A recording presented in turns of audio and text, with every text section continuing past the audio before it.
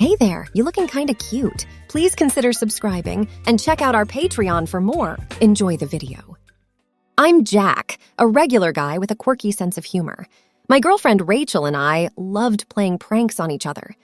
One sunny afternoon, while she was out, a mischievous idea popped into my head. I decided to borrow one of her dresses and surprise her with a comical fashion show. Little did I know this joke would unlock something deep within me. I rummaged through her wardrobe, a colorful array of clothes greeting me. My eyes landed on a silky crimson dress. It looked soft and inviting. I hesitated for a moment, but the thought of Rachel's laughter spurred me on. I carefully slipped the dress over my head, the satin fabric gliding smoothly against my skin. It was a sensation I hadn't expected, comforting, almost exhilarating. Standing in front of the mirror, I saw myself in a new light. The dress hugged my body in a way that felt strangely right. It wasn't just the look, it was the feel of the satin, cool and smooth, that captivated me. I twirled, watching the fabric dance around my legs, a smile creeping onto my face. This wasn't just funny, it was enjoyable. I quickly took off the dress and put it back exactly how I found it, my heart racing. The prank was forgotten. Over the next few days, my mind kept wandering back to that dress. The memory of its satin embrace lingered, igniting a curiosity I couldn't shake off. A few days later, Rachel went out to meet a friend, and I found myself alone with the dress again. The house was quiet, almost expectant. I hesitated at the threshold of our bedroom, my heart pounding. This time it wasn't about a prank, it was something more, something personal. I reached for the dress, my hands trembling slightly. Slipping into it felt like stepping into a different world. I looked at myself in the mirror, a mix of confusion and fascination in my eyes. I wasn't Jack the prankster anymore, I was someone else, someone I didn't fully recognize yet. Curiosity led me to Rachel's makeup table. I picked up a lipstick, its shade a deep, inviting red. I remembered watching Rachel apply it effortlessly. I tried to mimic her movements, my hand unsteady. The lipstick glided over my lips, transforming them. I added a touch of mascara, amazed at how it made my eyes stand out. I spent the day exploring this new side of myself. I tried on different outfits, a soft powder blue blouse paired with black leggings, a floral skirt that swirled around my knees, a cozy cardigan in a gentle lavender hue. Each piece of clothing told a different story, a narrative I was just beginning to understand. As the day turned into evening, reality set in. Rachel would be home soon. I carefully removed the makeup, my skin feeling bare and exposed.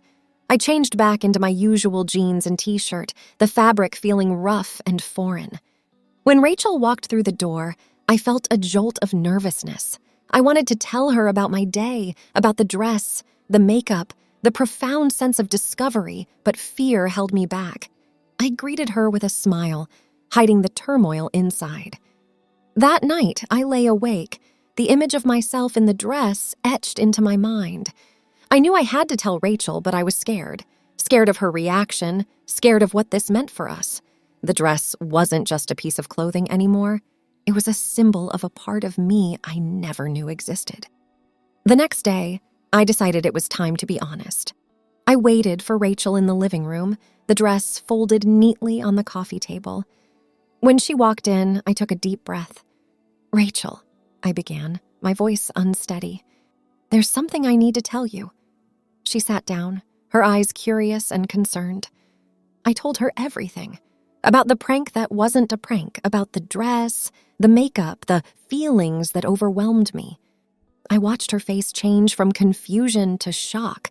You like wearing dresses?" she asked, her voice a mix of disbelief and hurt. I nodded, my heart sinking as I saw the distance forming between us. We argued, our words fueled by confusion and fear. She couldn't understand, and I couldn't explain it well enough. The dress lay between us, a silent witness to our unraveling relationship. Rachel left the room, her steps heavy. I sat there feeling lost and alone, the weight of her disappointment crushing me. I had opened a door to a part of myself, but in doing so, I feared I had closed the door on us. Over the next few days, the house was filled with a tense silence. We avoided each other, each lost in our thoughts. I missed her, but I also missed the freedom of being myself, whoever that was. I realized then that this wasn't just about a dress or a prank. It was about me, about understanding and accepting a part of myself I never knew existed. The journey was just beginning, and I hoped, somehow, Rachel would be a part of it. Days passed, each one stretching longer than the last. Rachel and I moved around each other like strangers, the air thick with unspoken words. I missed her laughter, her warmth, but most of all, I missed us. Yet amidst this growing chasm, my thoughts kept drifting back to the dress, to that feeling of rightness it had given me. One afternoon with Rachel at work, I found myself standing before her wardrobe again. My hand hovered over the dresses, my mind a whirlpool of conflicting emotions. I was drawn to a soft emerald green dress this time, its fabric light and airy. I slipped it on, the material caressing my skin, a stark contrast to the heavy weight in my heart. I spent hours in that dress trying to understand what it meant for me. I paired it with a pair of sheer black nylons and a pair of Rachel's heels. Each step I took around the house felt like a step into uncharted territory. I experimented with makeup again, each brush stroke a question mark on my identity. As I stood in front of the mirror, I saw a reflection of someone caught between two worlds. The man in the mirror was familiar, but the person in the dress felt more real than I had ever felt. It was as if I was meeting myself for the first time. I heard the front door open, and my heart stopped. Rachel was home early. In a panic, I rushed to change back into my clothes, wiping off the makeup as best as I could. But it was too late. She had seen the dress lying on the bed. "Jack, what's going on?" Rachel's voice was a mix of confusion and concern. I could see the questions in her eyes, the need for answers I wasn't sure I had. I took a deep breath, my hands trembling. I've been trying on your dresses," I admitted, my voice barely above a whisper. "It's not just for fun. It feels right, somehow." Rachel sat down heavily on the bed, her eyes never leaving mine.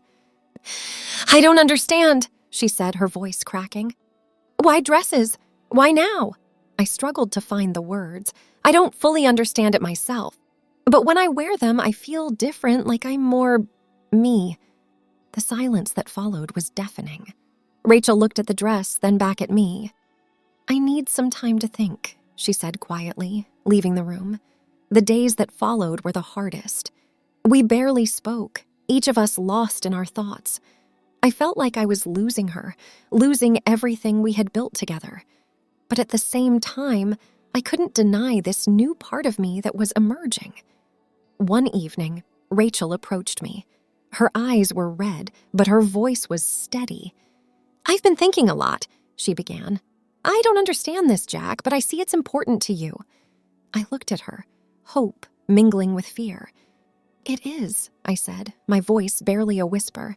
"I want to understand," she said, taking a hesitant step towards me. Maybe I can help." Her offer was a lifeline in a sea of uncertainty. I nodded, tears welling up in my eyes. "I would like that," I said, my voice breaking. The next day, Rachel took a more active role. She brought out her razor and showed me how to shave my legs, her hands gentle and patient. The sensation of smooth skin was new and strangely liberating. Then she opened her wardrobe, selecting clothes for me to try. A soft pastel pink blouse, a knee-length skirt in a subtle floral print, a pair of light beige leggings. Each piece felt like a piece of a puzzle falling into place. Rachel then guided me through makeup, her hands deft as she applied foundation, blush, and eyeshadow. She showed me how to accentuate my features, how to bring out a different side of myself. With each brush stroke, I felt more and more like the person I saw in the mirror. When she was done, I barely recognized myself. The person staring back at me from the mirror was different, yet familiar. I was still Jack, but I was also someone else. Someone freer, more honest. Rachel stepped back, her eyes searching mine. "How do you feel?" she asked, her voice soft. I looked at her, my heart full. "I feel like me," I said, the words feeling like a revelation. She smiled, a small, tentative smile. "Then that's all that matters," she said. In that moment, I realized that this wasn't just about the clothes or the makeup. It was about being true to myself, about finding a part of me I never knew existed. And with Rachel by my side, I felt like I could face whatever came next. The days following our makeup session were a blend of discovery and discomfort. Rachel tried to be supportive, but I could see the struggle in her eyes. She was trying to reconcile the man she loved with this new side of me that she didn't understand. It was a lot for both of us to process. One evening, the tension that had been building between us finally erupted. We were sitting in the living room, an awkward silence hanging in the air. Rachel was flipping through a magazine, her expression distant. I knew we couldn't keep avoiding the elephant in the room. "Rachel," I started, my voice hesitant. "I know this is hard for you. It's hard for me too, but I can't ignore this part of me anymore." She put down the magazine, her eyes meeting mine. "Jack, I'm trying to be okay with this, but it's a lot. I fell in love with a man, not this." Her words stung, but I understood her confusion and pain. "I'm still the same person, Rachel. I'm still me." "But are you?" she countered, her voice rising. "Because the man I love didn't wear dresses and makeup. I don't know if I can be with someone who does." The room felt like it was closing in on me. This was my biggest fear coming to life, losing Rachel over a part of me I had just discovered. "Maybe I need to figure out who I am," I said, the words heavy in my mouth. "But I don't want to lose you." Rachel stood up, her movements sharp. "I don't know if I can do this, Jack. I need some space to think." She left the room, leaving me alone with my thoughts. The following days were a blur of confusion and loneliness. Rachel kept her distance, and I was left to grapple with the reality of my situation. I had opened up about my true self, but at what cost? I spent long hours in our bedroom, sometimes in my usual clothes, sometimes in the dresses that had become my secret comfort. I looked at myself in the mirror, trying to understand who I was looking at. The reflection showed a person caught between two identities, unsure of where they belonged. One afternoon, Rachel came home early. I was in her dress again, a simple black number that made me feel elegant. I hadn't heard her come in, and she found me in the bedroom, my back to the door. "Jack," she said, her voice a mix of surprise and something else I couldn't quite place. I turned around, my heart racing. "Rachel, She held up her hand, stopping me mid-sentence. "No, let me talk. I've been doing a lot of thinking. I love you, Jack. I really do, but I don't know if I can be part of this." Her words felt like a punch to the gut. "So what are you saying?" I asked, my voice barely above a whisper. "I don't know," she admitted. "I just know that I need some time away from this, from us." The room felt colder, emptier. "Okay," I said, my voice breaking. "If that's what you need." Rachel packed a bag that night and left to stay with a friend. The house felt hollow without her, a constant reminder of the cost of my self-discovery. In the days that followed, I found myself drifting through a fog of sadness and confusion. I missed Rachel terribly, but I also couldn't deny the sense of freedom that came with exploring this new side of myself. It was a bitter paradox. The more I discovered about myself, the more I seemed to lose. I spent hours sitting in our living room, wearing the dresses that had become both my sanctuary and my prison. I looked at the photos of Rachel and me on the wall, memories of a simpler time. I wondered if we could ever go back to that, or if we were destined to move forward on separate paths. As the days turned into weeks, I realized that this wasn't just about me wearing dresses or putting on makeup. It was about finding a balance between who I was and who I was becoming. It was about understanding that change, even when it's true to oneself, can have consequences that are hard to bear. I didn't know what the future held for Rachel and me. All I knew was that I had to keep moving forward, one uncertain step at a time, hoping that somehow we could find our way back to each other. The house felt empty without Rachel. Her absence was a constant reminder of the rift between us. I tried to keep myself busy, but my thoughts always wandered back to her. I missed her laughter, her warmth, the way she made the house feel like a home. As days turned into weeks, I found solace in the routine of dressing up. It was during these moments, clad in a dress and makeup, that I felt a sense of peace. I experimented more with styles. A chic, navy pencil skirt paired with a crisp white blouse, a cozy, mustard yellow sweater dress that hugged my body comfortably, a pair of elegant, high-waisted trousers paired with a soft floral top. Each outfit was a new exploration, a step further into understanding this part of me. One afternoon, as I was trying on a burgundy A-line dress, the doorbell rang. My heart skipped a beat. I wasn't expecting anyone. Hesitantly, I walked to the door, the dress swishing around my legs. I peeked through the peephole and saw Rachel standing there, her eyes uncertain. I opened the door, my heart in my throat. "Rachel," I said, surprised, "what are you doing here?" She looked at me, her eyes taking in my appearance. "Can we talk?" she asked, her voice soft. I nodded, stepping aside to let her in. We sat in the living room, an awkward silence filling the space between us. I was acutely aware of the dress I was wearing, of how different I must have looked to her. "Jack, I've been doing a lot of thinking," Rachel started, her hands clasped tightly in her lap. "I've been trying to understand this, to understand you, and I've realized that I was wrong to walk away." Her words were a balm to my aching heart. "Rachel, She held up her hand, stopping me. "Let me finish. I love you, Jack. That hasn't changed. But I was scared, confused. I didn't know how to deal with this new side of you." I listened, my heart pounding. "I know it's a lot to take in," I said. "I'm still trying to figure it out myself." Rachel nodded. "I know. And I want to be there for you, to support you. But I need you to be patient with me. This is new for me, too." I reached out, taking her hand in mine. "I will be, I promise." Over the next few weeks, Rachel and I started rebuilding our relationship. It wasn't easy. There were moments of doubt, of fear, but there were also moments of laughter, of shared understanding. Rachel became more involved in my dressing up. She helped me pick out clothes, teaching me how to coordinate outfits. She showed me how to shave my face more effectively, leaving my skin smooth and ready for makeup.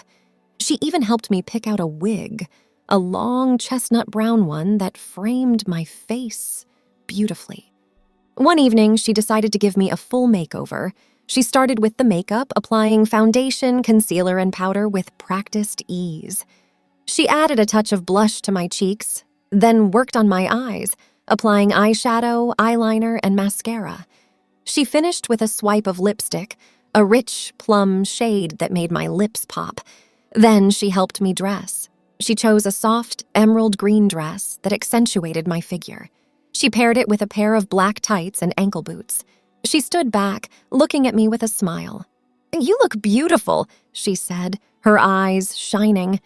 I looked at myself in the mirror, hardly recognizing the person staring back at me. I was still Jack, but I was also someone else, someone more complete, more myself. Rachel and I spent the evening talking, laughing, and enjoying each other's company.